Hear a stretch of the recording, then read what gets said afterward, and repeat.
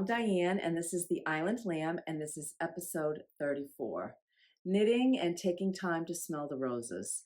And we have an abundance of roses blooming on the island right now, and the majority of them are wild. I have wild roses all around our property, and we also have the Rosa Ragusa, which is the beach roses, and they're on the dunes, and it just smells incredible. Um, you smell it at night when you're sleeping. We just went for a walk this morning, and between the roses and the honeysuckle, I just can't even describe how beautiful it is. So I hope you enjoyed that little bit on the introduction where I just tried to show you those were in my backyard.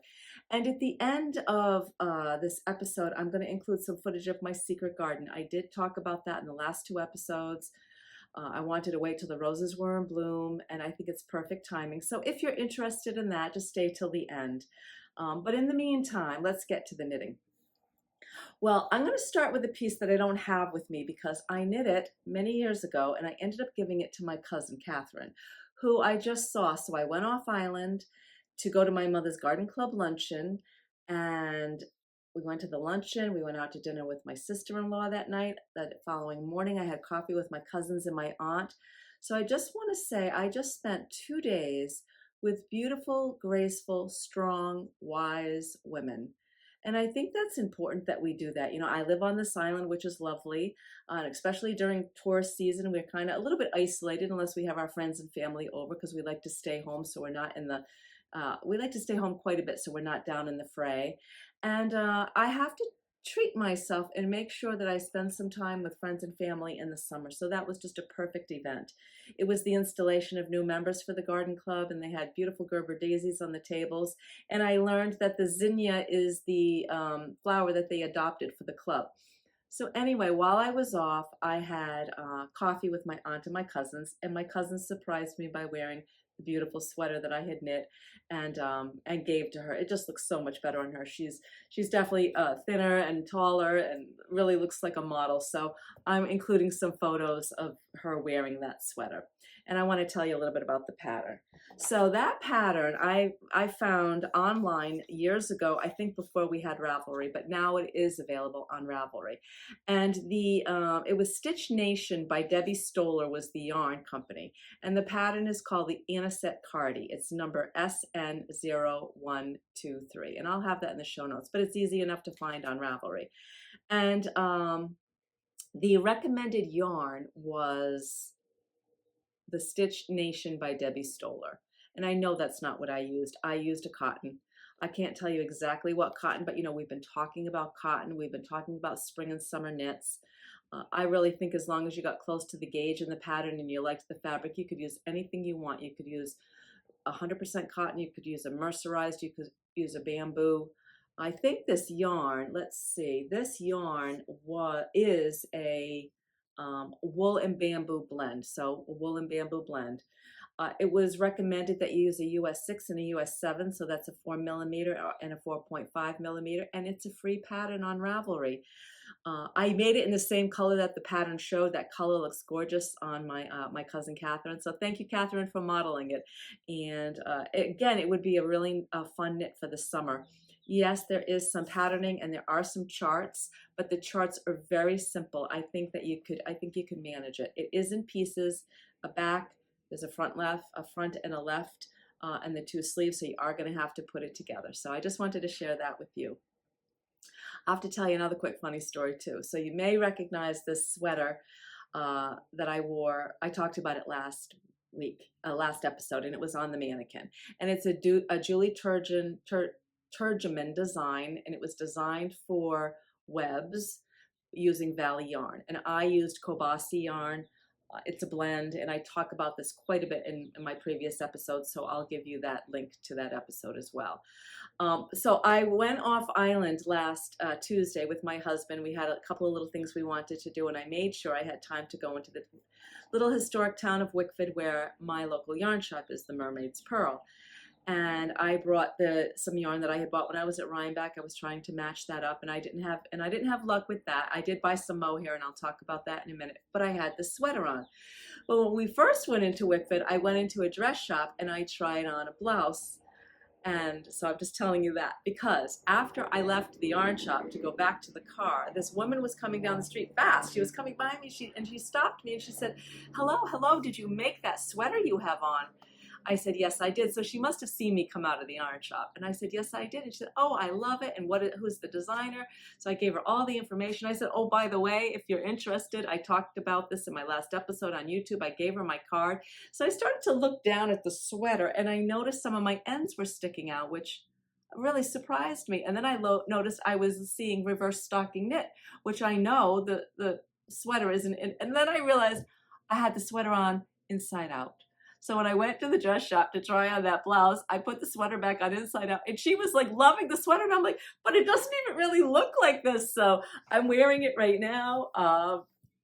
It's very comfortable. It's a great summer sweater. And hi, Christine, that's her name. And Happy Knitting, I think she was swatching over the weekend and she was going to give the sweater a shot. So I just had to wear it and I had to have a little laugh at myself. You know, here you spend all this time making these beautiful sweaters and I'm out wearing it, and I'm wearing it inside out. I might have had it on backwards too, for all I know.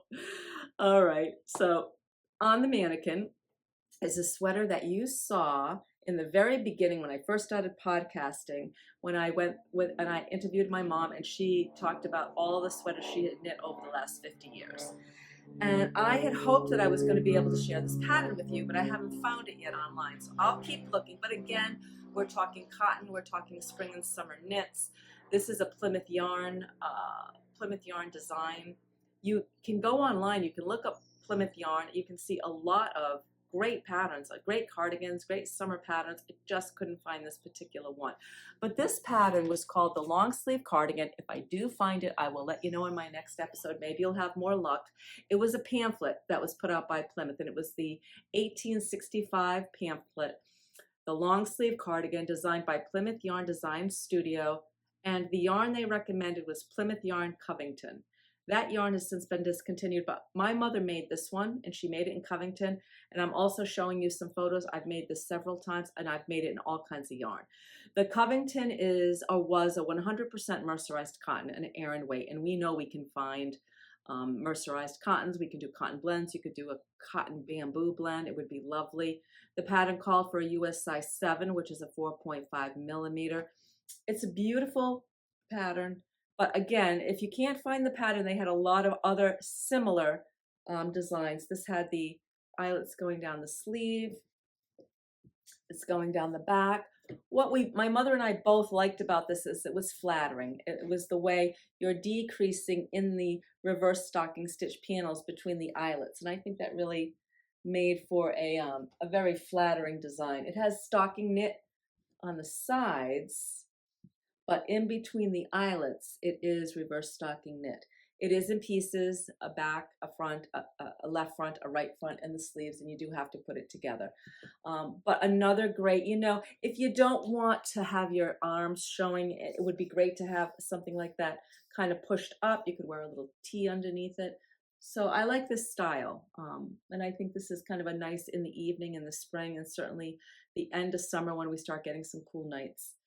Okay, I have another finished object I want to share with you. So back in October, it was, I think, one of my first episodes I was talking about doing the Stephen West Mystery Knit Along. It would be my first one, so it was the 2022 Mystery Knit Along, and it was called Twist and Turns. And I bought the yarn, not knowing exactly what it was going to be. Just I knew we had to have a main color, a contrasting color, and a pop color. And I will note in the show notes what episodes I really talked about this. And I'm also going to put several photos of the process as we're talking. So I did finish it. And ironically, right before I finished it, I had kind of put it to the side. I was 3/4 of the way done. I was, working with some summer knits, kind of lost interest. I'm going to tell you, it's a big project. There were 4 sections. I lost interest and I was like, I'll pick that back up in the fall or the winter. However, I was asked if I would make something and donate it for the silent auction for the medical center's fundraiser, annual fundraiser. We have a medical center. We don't have a hospital, but we have a medical center. We do have a doctor on duty. We have a nurse on duty. We have several interns that, great opportunity, right, to be an intern on Block Island and work at our medical center. And so we try to raise money for that medical center every year. We have a lot of services that are free. If you're a young woman out here and you don't have the funds, you can get an annual physical, a pap smear, whatever, for free. And we raise money so we can do things like that. You can go up and get your blood pressure tested for free. You can get, there's a Lyme tick, Lyme disease study that you can participate in. So there's a lot of reasons why we want to support the medical center. So I thought, well, why don't I just finish that mystery knit along, the MCAL, and give that? And so I'm very happy to do that. And I'm showing you lots of photos of the process. If you all recall, that was step one, or clue one, were these stripes and the chevron and this braid. Clue two was this, I'm trying to think, twisted rib. We had some more stripes. Clue three, we added some cables. And clue four, we wrapped it up with these, I don't remember the order, but you can see it's a significant piece. There's a lot to it, but you could wrap this in many different ways. So anyway, I am going to donate it. We're going to put, a starting price for the auction, and hopefully it will do well. And I'm really happy to be able to do that.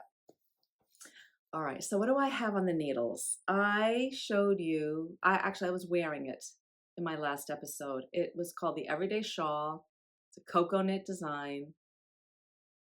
I made it in some novelty yarn. Actually, I did confirm with my mom. She made that one, the one I had on my last episode. She made that one, but we made many of them. I'm also showing one that I made in Valley Yarns Kid Mohair and silk in a beautiful aqua. And a friend of mine has that one. And I was saying to you, I don't have one of those. I really should make one for myself. So while I was in Mermaid's Pearl, they recently had Amiee from La Bien Amiee come visit their shop, and they're fully stocked with all her beautiful yarns. And I knew I wanted to make one for myself, and I was thinking about aqua, but I have so much in aqua. And I came across this gorgeous, gorgeous teal, 70% kid mohair and 30% mulberry silk. And I put it on the needles, and if you recall, this is a size 9 needle, so it goes really fast. And it's just going to be perfect with that beautiful ruffle to go over a white tee or a little tank or a little jumpsuit, and just give me a little bit of warmth. So the one that my mom knit that I showed you last episode, my husband and I went out to dinner the other night, and I had a short sleeve top on. I said, you know what, I'm going to take my own advice and put mom's on before I give it back to her. And I have to tell you, I got so many compliments. Several women at the restaurant came up to me and said, where did you get that? And I was like, I made it, and here's what the pattern is. And so I think that you will enjoy it. You'll certainly get the attention of some of your lady friends if you make this, and you're probably going to have to make some for gifts. All right, so where does that bring us now? Okay, so I kept this episode shorter than normal. I think I'm running at about 13.5 minutes right now, because I am going to include some footage of my secret garden, and I'm going to start in my backyard. Where I left off with you. I started with the roses, so I'm going to start with the roses. I'm going to bring you in, and then I'm going to bring you back out. So if you're not interested in that, I'm sorry that this is a short one, but we still covered quite a bit, because we talked about that pattern that my cousin has on, the long sleeve by Plymouth. This is the Inlet by Julie Turgeman. Talked about the MCAL, and I'm working on that everyday wrap. So a lot of these projects that I've talked about in this episode, I have gone into further detail in some of my past episodes. So I hope that will help you to kind of go back and forth. If there's something that you were really interested in, you could check those out, and I'll let you know what episodes each of these appeared in when you look at my show notes. So enjoy my secret garden tour, and I'll see you in a couple of weeks. Bye-bye. Thanks.